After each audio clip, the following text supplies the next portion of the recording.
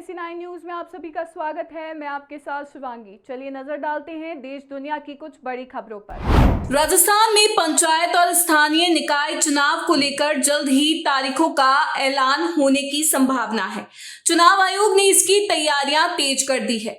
इसी बीच राजस्थान में भजनलाल सरकार की वन स्टेट वन इलेक्शन लागू करने की कोशिशों को हाईकोर्ट ने बड़ा झटका दिया है।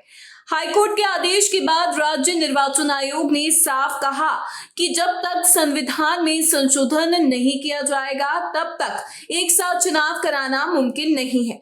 जिन राज्यों या विधानसभा क्षेत्रों का कार्यकाल अभी पूरा नहीं हुआ है, उनका कार्यकाल कैसे खत्म किया जाएगा, क्योंकि कार्यकाल को ना तो घटाया जा सकता है और ना ही बढ़ाया जा सकता है। राजस्थान कांग्रेस प्रदेश अध्यक्ष गोविंद सिंह डोटासरा ने मुख्यमंत्री भजनलाल शर्मा के बार बार दिल्ली दौरे को लेकर हमला बोला है। डोटासरा ने सवाल उठाया कि आखिर दिल्ली में ऐसा क्या है जो मुख्यमंत्री बार बार वहां जा रहे हैं। उन्होंने तंज कसते हुए कहा कि जब भी दिल्ली में मुख्यमंत्री को डांट पड़ती है, वे सांगानेर लौटकर फोटो खिंचवाने में व्यस्त हो जाते हैं। डोटासरा ने चुटकी लेते हुए कहा कि प्रधानमंत्री विदेश दौरे पर हैं, ऐसे में दिल्ली में उनसे मिलता कौन है। उन्होंने मजाकिया लहजे में कहा कि अगर लोकसभा स्पीकर ओम बिरला से ही मिलना है तो हॉटलाइन या फेस टाइम के जरिए भी बात हो सकती है।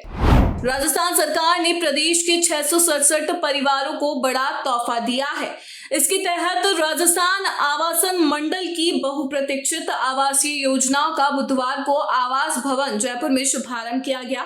नगरीय विकास, स्वायत्त शासन एवं आवासन मंत्री झाबर सिंह खर्रा ने इन योजनाओं की शुरुआत करते हुए कहा कि ये केवल निर्माण नहीं बल्कि प्रदेशवासियों को सुरक्षित और सुविधायुक्त जीवन की ओर ले जाने वाला कदम है। खर्रा ने कहा कि इन 5 विशिष्ट पंजीकरण योजनाओं के तहत कुल 667 आवास फ्लैट्स बनाए जाएंगे, जो उदयपुर, बारां, बूंदी, धौलपुर और बाड़मेर जैसे जिलों में आमजन को एक बेहतर आवासीय विकल्प देंगे। राजस्थान में सवाई माधोपुर जिले के मशहूर रणथंभौर टाइगर रिजर्व में पर्यटकों के लिए नई व्यवस्था लागू की गई है।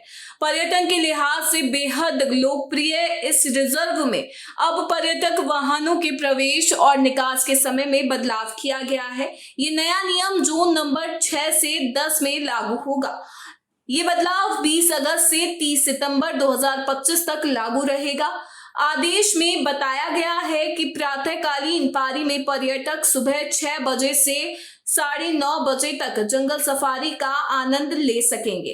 वहीं सायकालीन पारी में दोपहर 3 बजे से शाम 6:30 बजे तक वाहनों को प्रवेश की अनुमति होगी। ये बदलाव पर्यटकों को बेहतर अनुभव देने और जंगल की सुरक्षा को ध्यान में रखकर किया गया है। राजस्थान के पूर्व मुख्यमंत्री अशोक गहलोत बुधवार को जोधपुर पहुंचे। यहां उन्होंने 15 अगस्त को हुए दर्दनाक हादसे में जान गंवाने वाले छात्र लोकेंद्र सिंह के परिजनों से मुलाकात की और उन्हें ढांढस बंधाया। इसके बाद गहलोत सीधे मधुरा दास माथुर अस्पताल पहुंचे, जहां हादसे में घायल बच्चों से मुलाकात की।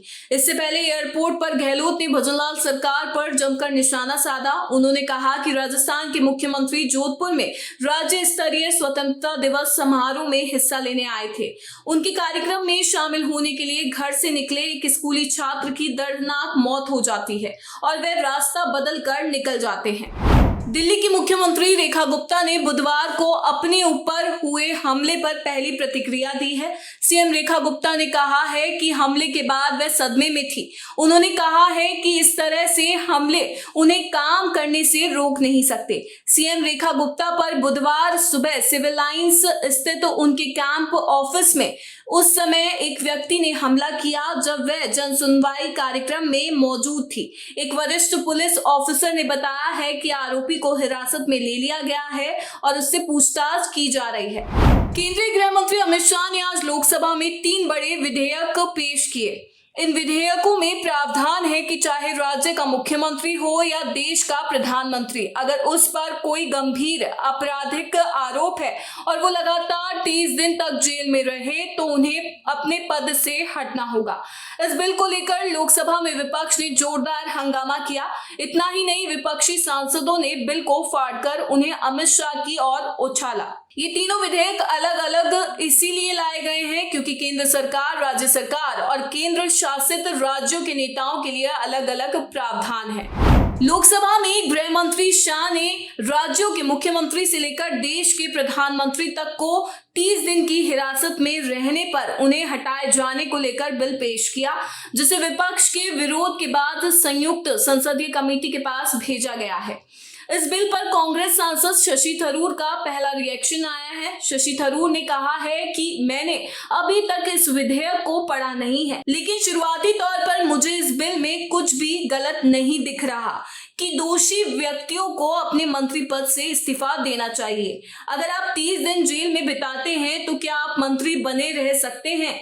ये तो कॉमन सेंस की बात है, इसीलिए मुझे तो इसमें कुछ भी गलत नहीं दिखता। बॉलीवुड एक्ट्रेस स्वरा भास्कर का एक बयान चर्चा में है, जिसका वीडियो भी सोशल मीडिया पर तेजी से वायरल हो रहा है। वीडियो में स्वरा दावा करते हुए कहती हैं कि सभी लोग बायसेक्सुअल हैं। इसके साथ ही उन्होंने उत्तर प्रदेश के पूर्व मुख्यमंत्री अखिलेश यादव की वाइफ और सपा सांसद डिंपल यादव को अपना क्रश बताया। दरअसल स्वरा भास्कर और उनके पति फैद अहमद ने कुछ महीने पहले स्क्रीन के साथ एक पॉडकास्ट किया था। इसी पॉडकास्ट की एक क्लिप अब सोशल मीडिया पर वायरल हो रही है। इसमें स्वरा कहती हैं, मेरी थ्योरी ये है कि हम सब असल में बायसेक्सुअल ही हैं। अगर इंसानों को अपने हाल पर छोड़ दिया जाए तो हम सबका नेचर बायसेक्सुअल ही है। बिहार के मुख्यमंत्री नीतीश कुमार ने बुधवार को हालिया बाढ़ से प्रभावित 6.51 लाख से अधिक परिवारों के बैंक खातों में सीधे 456 करोड़ रुपए से अधिक की राशि हस्तांतरित की। मुख्यमंत्री कार्यालय के जरिए जारी एक बयान के अनुसार प्रत्येक बाढ़ पीड़ित परिवार को 7,000 रुपए की अनुग्रह सहायता राशि प्रदान की गई है। NSE9 न्यूज में फिलहाल इतना ही। आगे की खबरों से अपडेट रहने के लिए बने रहिए NSE9 न्यूज के साथ। नमस्कार।